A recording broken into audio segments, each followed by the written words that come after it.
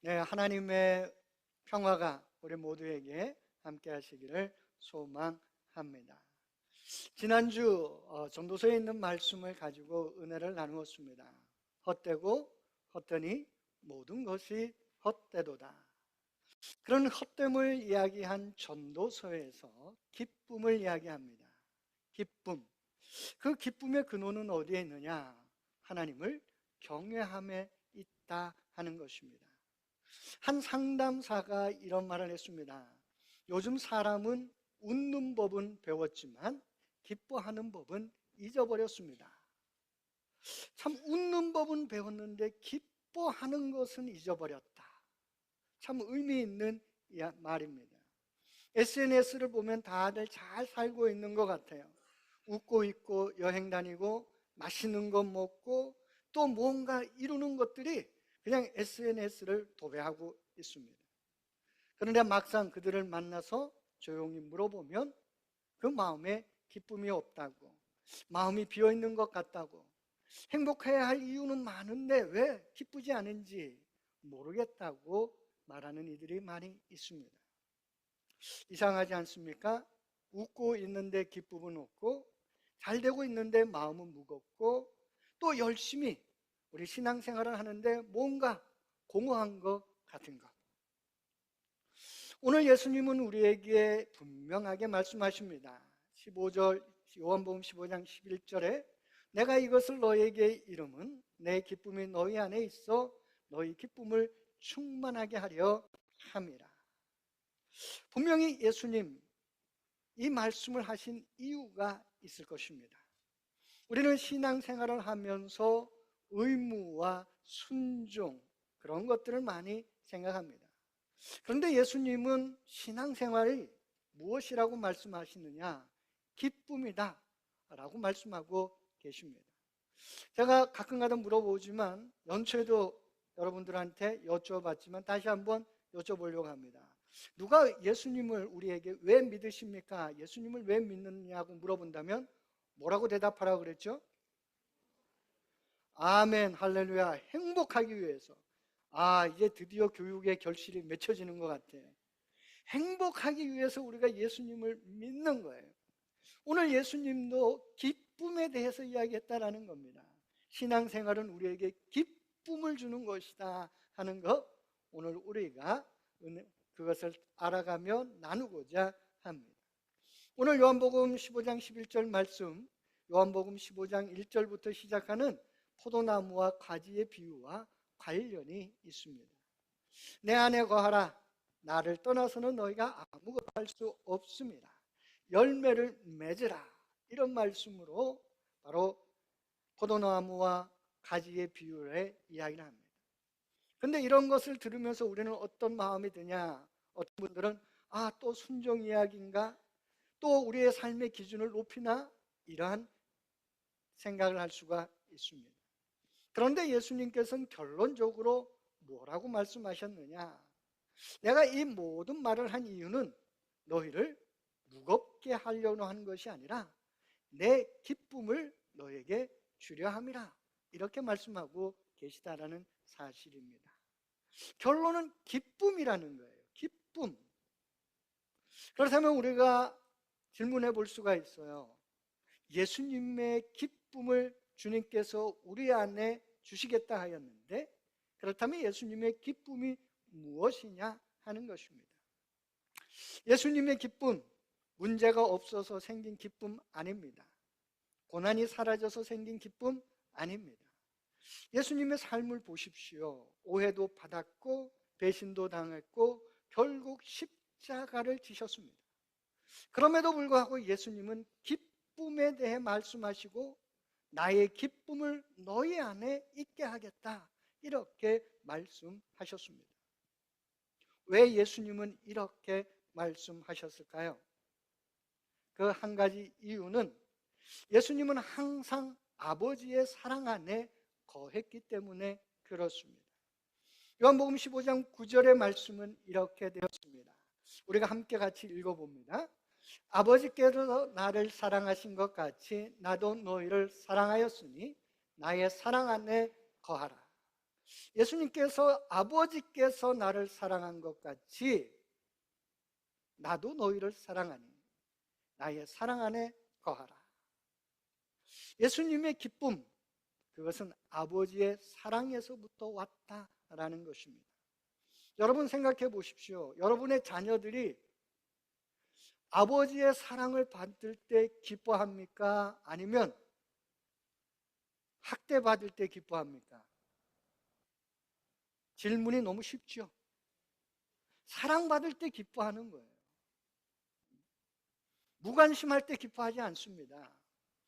자녀들은요, 심리학에서 아버지의 사랑을 갈구한다고 이야기합니다. 그것이 채워져야 기뻐하는 거예요. 아버지가 나를 사랑하고 있다라는 그것이 채워져야 안정감이 있다라는 것입니다.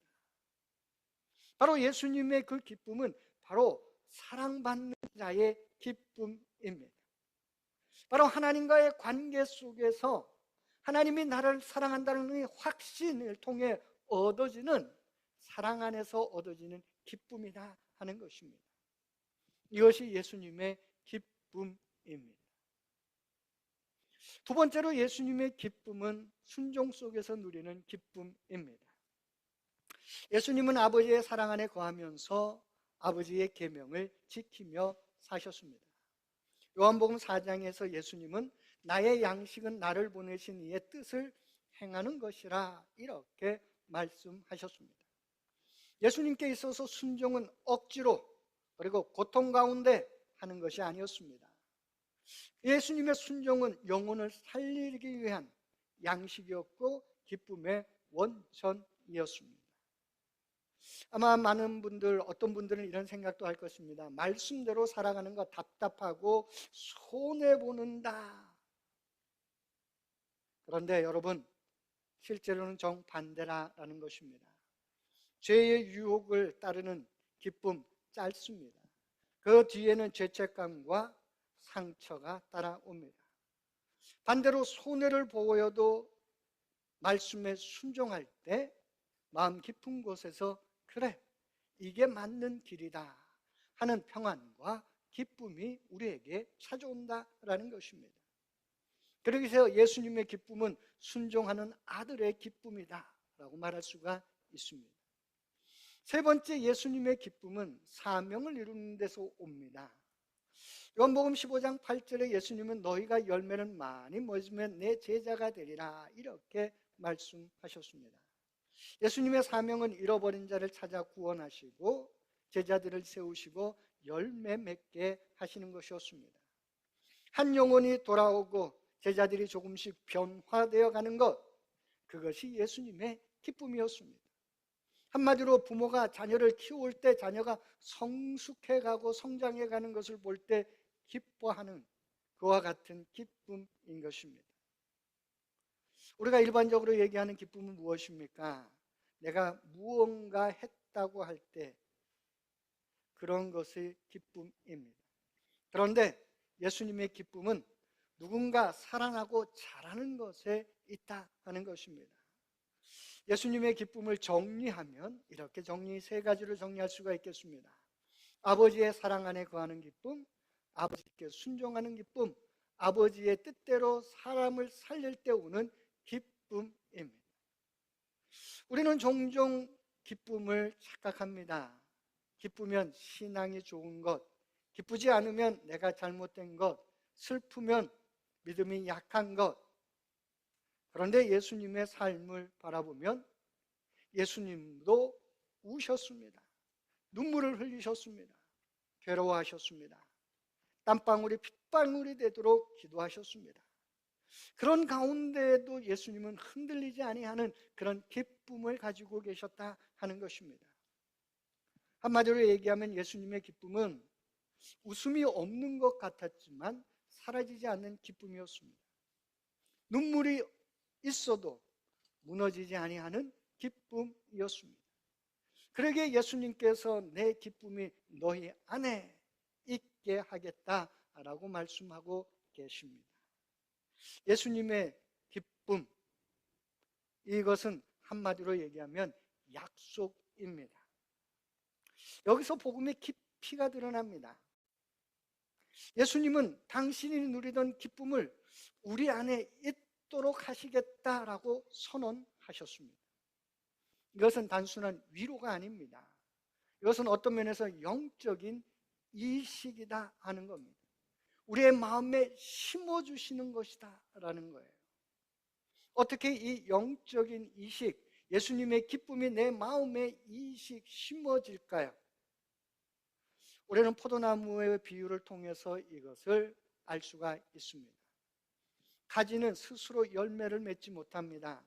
나무에 붙어 있을 때 생명의 양식이 흐릅니다. 열매를 애써 맺으려고 하는 것이 아니라 그 열매는 나무에 붙어 있을 때 자연적으로 열리게 됩니다. 기쁨 또한 그렇다라는 것입니다. 내가 더 열심히 믿어서 생기는 보상으로서의 기쁨이 아닙니다. 예수님 안에 내가 붙어 있을 때 흘러나오는 바로 기쁨, 생명의 증거다라는 것입니다. 예수님의 기쁨, 성령을 통해서 우리 안에 심겨지는 선물인 줄로 믿습니다. 그것은 내가 찾고자 해서 찾는 것이 아니고 획득하고 해서 획득되는 것이 아니라 내가 예수님과의 깊은 관계 속에 있을 때 성령을 통해서 우리 안에 심겨지는 것이 기쁨입니다. 그래서 그것은 선물이다라는 겁니다. 성령께서 우리 안에 예수님의 마음과 예수님의 시선을, 예수님의 기쁨을 옮겨 심으신다라는 것입니다. 그래서 신앙생활은 억지로 기뻐하는 것이 아닙니다. 예수님의 기쁨이 내 안에서 흘러나오게 되는 것입니다. 여러분, 기도할 때, 예수님을 생각할 때 어떻습니까? 예수님을 생각하며 기도할 때 기뻐하십니까? 어떠십니까, 여러분? 여러분의 얼굴에 미소가 지어지십니까? 예수님을 생각할 때 기쁨이 나오고 여러분의 얼굴에 미소가 지어지기를 축원합니다. 흘러나오는 기쁨이다라는 거예요. 그런데 오늘 말씀 속에 너희 기쁨을 충만하게 하겠다, 이렇게 말씀하고 있습니다. 충만이라는 것이 어떤 것입니까? 넘쳐 흐른다라는 거예요. 넘쳐 흘러, 가득 차서 넘쳐 흐릅니다. 그러게 이 기쁨은요, 항상 상황이 좋은 상태를 말하지 않습니다. 항상 웃고 있을 때 기쁨을 말하고 있지 않습니다. 충만한 기쁨은 고난 중에도 하나님이 나와 함께 하신다라는 확신에서 나오는 기쁨입니다. 눈물을 흘릴 수밖에 없는 상황 속에서도 하나님은 여전히 선하시고 모든 것이 합력하여 선을 이루시는 분이라는 그 고백 속에 나오는 기쁨입니다. 이해가 되지 않는 상황 속에서도 나를 붙들어 주시고 나를 복된 길로 인도하시는 그 하나님으로 인해 흘러나오는 기쁨이요 내적인 힘이다라는 것입니다. 어쩌면 겉으로는 눈물이 흘려도 속 깊은 곳에서 하나님을 신뢰하기에, 하나님의 평안이 있기에 그 안에서 흘러나오는 기쁨이다라는 겁니다. 우리는 그런데 이 기쁨, 다른 근원에서 자꾸만 이 기쁨을 찾으려고 합니다. 다른 사람들의 인정과 내가 무언가 성과를 내고 또 비교하며 사람들의 반응을 보면서 기쁨을 찾으려고 합니다. 그런데 이 기쁨은 조건부라는 것입니다. 그러기에 그것은 고갈되고 맙니다. 하지만 예수님의 기쁨은 고갈되지 않습니다. 사랑받고 있다라는 그것이 기쁨의 근원이 되기 때문에 그렇습니다. 세상의 기쁨은 어떤 면에서 나 중심입니다. 내가 더 가지면, 내가 인정받으면 더 기쁩니다. 그런데 예수님의 기쁨은 관계에 있다라는 사실을 우리가 기억해야 합니다. 아버지와의 관계, 아버지와의 연합, 성령님의 내주하시는 그 관계에 뿌리 내리고 있는 것이 예수님의 기쁨이다라는 겁니다. 그런데 이 관계는 내가 주도하는 게 아니에요. 이 관계는 하나님께서 주도하시기에 이 관계는 흔들리지 않습니다. 내가 하나님을 버릴 때에도 우리 하나님은 버리지 아니하십니다. 그러기에 예수님의 기쁨은 흔들리지 아니하는 기쁨이기에 바로 더 깊고 더 오래 흔들림이 없는 기쁨이다라는 사실입니다. 그렇다면 예수님의 기쁨을 누리는 길은 어떤 것들이 있을까요? 아니, 어떻게 하면 우리가 예수님의 기쁨을 누릴 수가 있겠습니까? 그것은 사랑 안에 거하는 것입니다. 예수님의 사랑 안에 거하는 것입니다. 예수님의 기쁨의 첫 번째 시작이 하나님의 사랑 안에 있는 것처럼 우리도 예수님의 사랑 안에 붙어 있어야 합니다. 우리에게 날마다 이런 고백이 회복되기를 바랍니다. 나는 그리스도 안에서 하나님의 사랑을 받는 자다. 여러분, 우리는 사랑받는 자입니다. 우리 한번 옆에 있는 분하고 인사해보죠. 당신은 사랑받는 자입니다.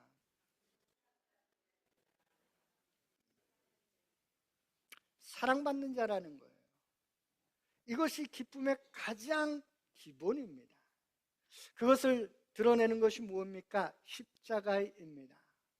하나님이 우리를 사랑하셔서 당신의 독생자 예수를 우리를 대신해서 십자가에 죽기까지 하신 그 사랑, 그것이 십자가가 나타내는 것이다 라는 겁니다. 그리고 성령은 우리의 마음에 하나님의 그 사랑을 심어주며 우리가 하나님의 사랑받는 자녀라는 것을 확증해 줍니다. 성령이 내가 사랑받는 자녀라는 것을 확증해 줍니다. 그래서 우리는 성령 충만한 자가 될 때 하나님의 사랑, 예수님의 사랑을 내 마음속에 가지고 살아가게 됩니다.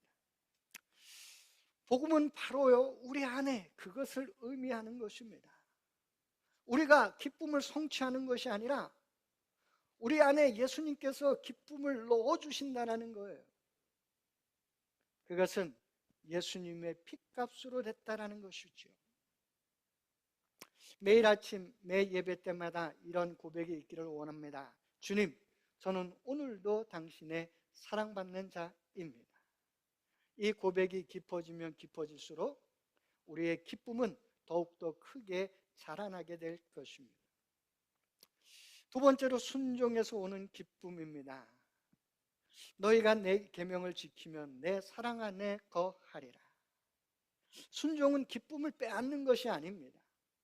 진정한 기쁨으로 들어가는 문이다라고 말씀드릴 수가 있습니다. 내가 순종할 때 주님의 기쁨의 문에 들어갈 수 있다 하는 것이죠.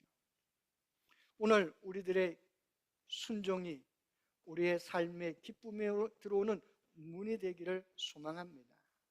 순종할 때 어려움 왜 없겠습니까? 눈물도 있고 그리고 어떨 때는 손해볼 수도 있습니다.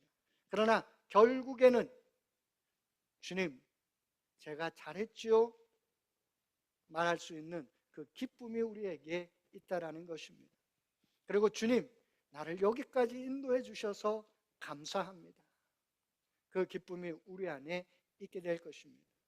그리고 마지막으로 열매 맺는 삶, 바로 그것을 할 때 우리에게 기쁨이 있습니다. 포도나무와 가지의 비유는 열매에 대한 이야기를 합니다. 그 열매는 인격의 변화, 복음 전파, 사랑과 섬김의 실천이라고 말할 수가 있습니다. 우리가 나만을 위해 산다면 어쩌면 편안할 수도 있습니다. 그러나 결국은 허무에 빠지게 됩니다. 그러기에 내가 이렇게 사는 것이 무슨 의미가 있는가 하는 그러한 생각이 들 때가 있습니다. 그러나 누군가를 위해 기도하고 도움의 손길을 내밀고 복음을 전하고 누군가를 세워줄 때 우리의 삶 속에는 이상한 기쁨이 찾아옵니다. 몸은 피곤해도 마음은 가벼워지는 그런 기쁨입니다.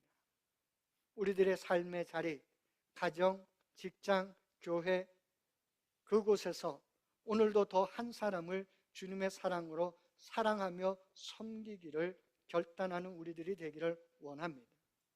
그럴 때 예수님의 기쁨이 우리의 삶 속에 흘러 들어온다라는 사실입니다. 말씀을 정리합니다.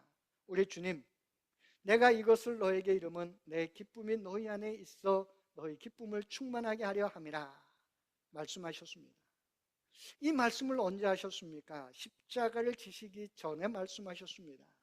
곧 고난이 시작되고 제자들은 흩어질 것입니다. 그런데 예수님은 이 말씀을 남기신 것입니다. 내 기쁨을 너희 안에 있게 하리라. 여러분, 기쁨이 없다고 낙심하지 마십시오. 감정이 메말랐다고 자신을 정죄하지 마십시오. 예수님의 기쁨은 우리가 만들어내는 감정의 기쁨이 아닙니다. 그것은 예수님께서 우리 안에 심어주시는 기쁨이요, 우리 안에 주시는 생명의 기쁨입니다. 그러기에 이것이 복음이다라는 것입니다. 예수님은 말씀하십니다. 내 안에 거하라. 그러면 내 기쁨이 너희 안에 있을 것이다. 이 기쁨이 상황을 이기고 상처를 견디게 하고 우리의 삶을 끝까지 붙들어주는 복음의 기쁨이 되기를 주님의 이름으로 축원합니다. 우리 다 함께 이 시간 묵상하기를 원합니다. 오늘 나는 어떤 기쁨을 추구하고 살아가고 있는가? 내 안에는 예수님의 기쁨이 있는가? 우리 함께 묵상하도록 하겠습니다.